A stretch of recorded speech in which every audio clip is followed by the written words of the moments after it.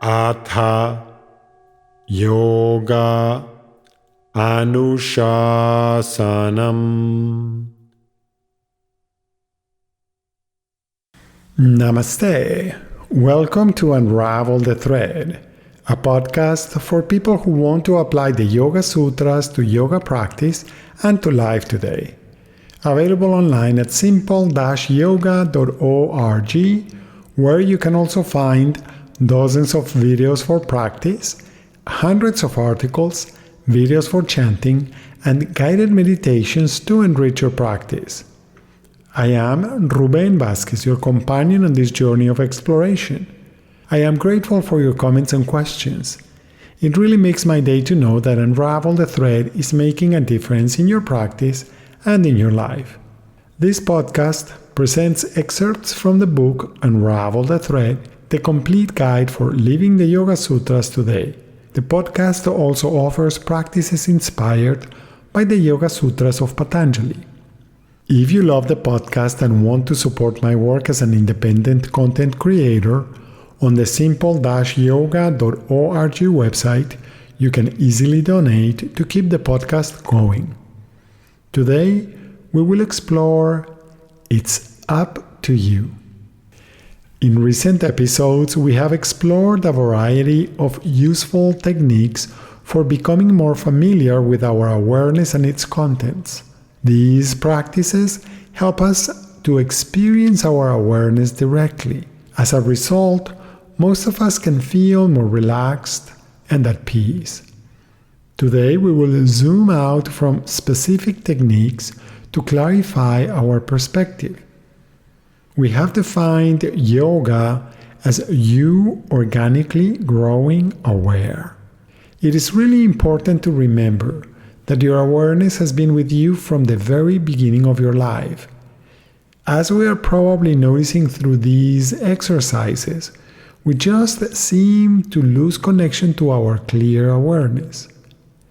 It may feel as if our awareness is clouded by all the activity going on around you and within you. Let's recall that all that activity is what Patanjali told us about at the beginning of the Yoga Sutra in chapter 1.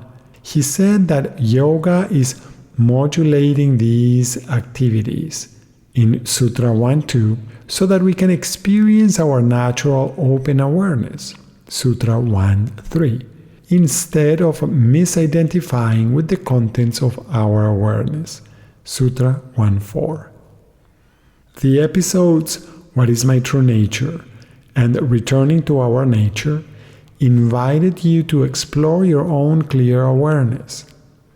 Other episodes, Attitude and Curiosity, Improvising and Experimenting, Awakening, The Essential Question, guided you in exploring some of the beliefs and assumptions that may be influencing your perceptions and tendencies.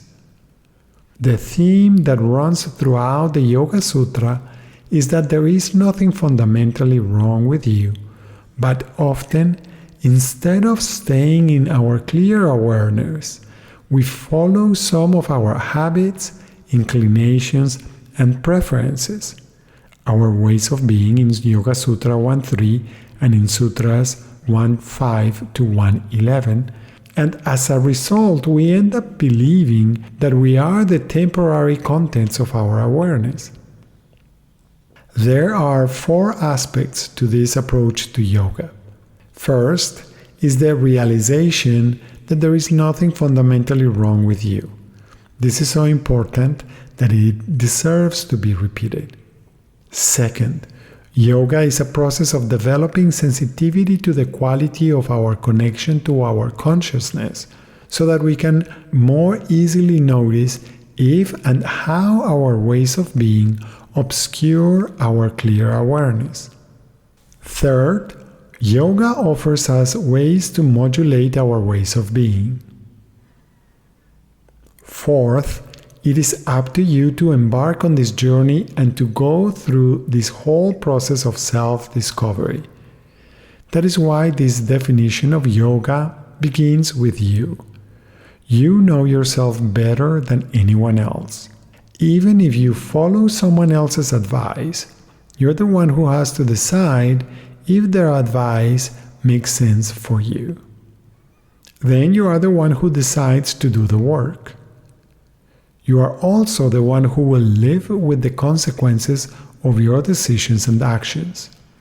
It is entirely up to you. It makes sense because you are the world's greatest expert on you. The fact that this journey of self-discovery is entirely up to you can make yoga the easiest or the hardest thing to do, depending on whether you are your best friend or your own worst enemy.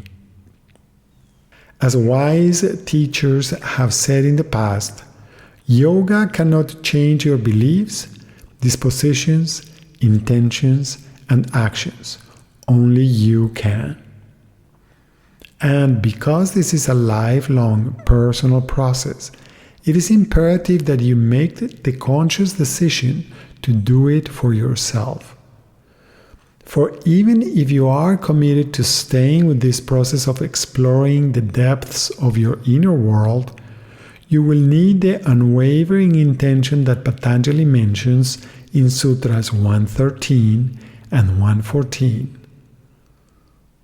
Patanjali also suggested in Sutra 115 that we release our attachments to the results of our actions, perhaps because striving for a specific outcome may preclude us from noticing all the meaningful feedback that we are receiving at every moment.